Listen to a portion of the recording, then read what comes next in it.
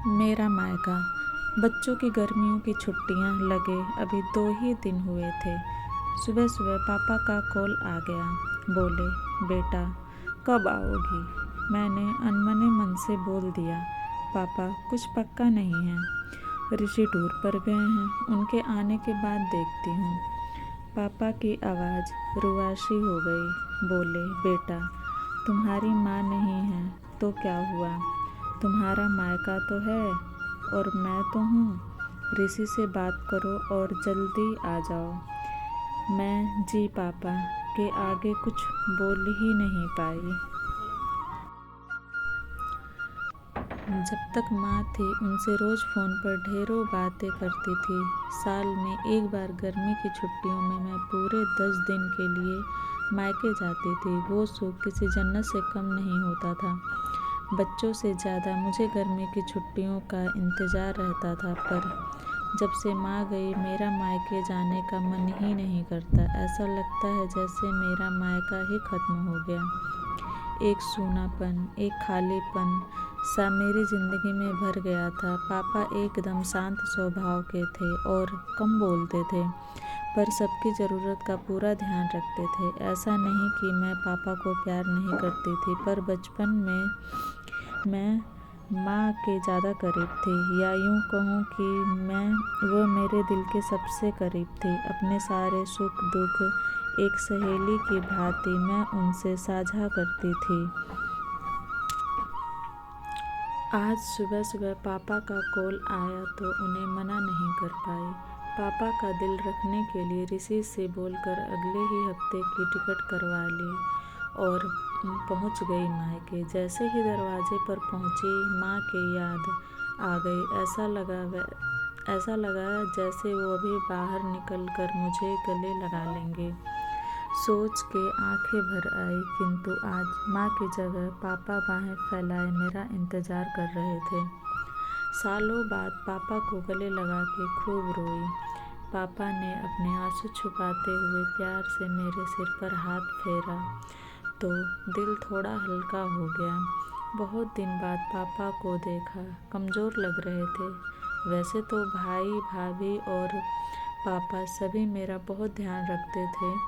बच्चे तो अपने खेल और मस्ती में व्यस्त हो गए थे, पर ना जाने क्यों मेरी नज़रें हर पल जैसे माँ को ही ढूंढती थी।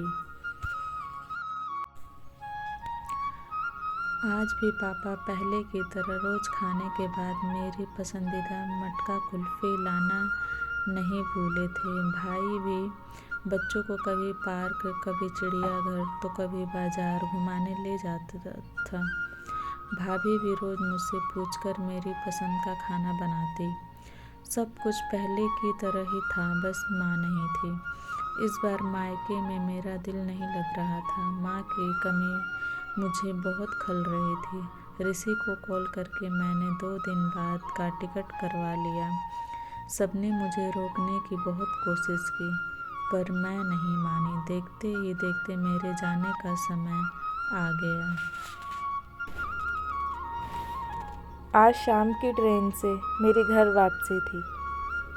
मैंने सामान पैक करके रख लिया था, बस पापा का इंतज़ार कर रही थी। पापा ना जाने सुबह से बिना बताए कहाँ चले गए थे। उनका मोबाइल भी नहीं लग रहा था।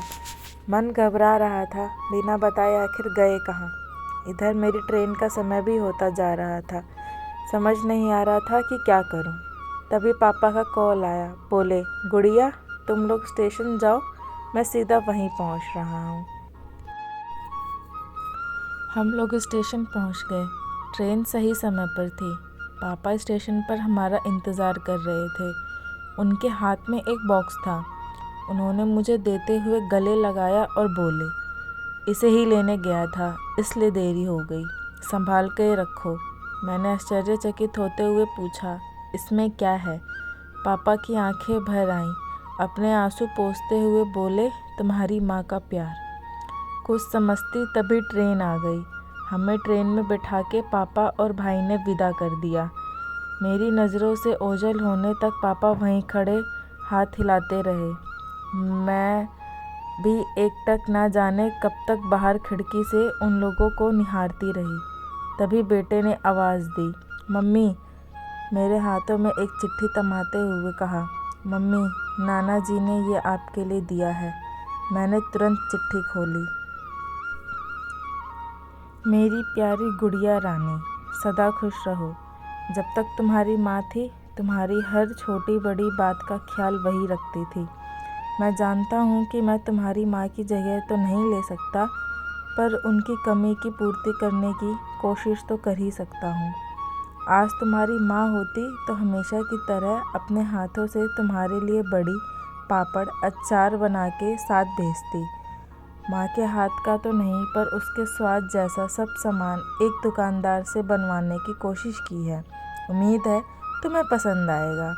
और हाँ बेटा, माँ नहीं तो क्या हुआ, तुम्हारा मायका और हम तो हैं, पहले की ही तरह तुम्हारा इंतज़ार रहेगा।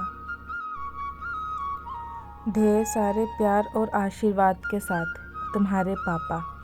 पत्र पढ़ते पढ़ते मेरी आंखों से अश्रुधारा बहने लगी। सहसा मेरा मुंह से निकला, आई लव यू पापा। बात छोटी सी थी, पर उसमें हथा प्यार समाहित था। ये सिर्फ मैं ही महसूस कर सकती थी। मायके से घर आए 1 महीना बीत गया था। अब पापा से रोज़ एक बार कॉल करके मम्मी की तरह घंटों बातें करती हूँ।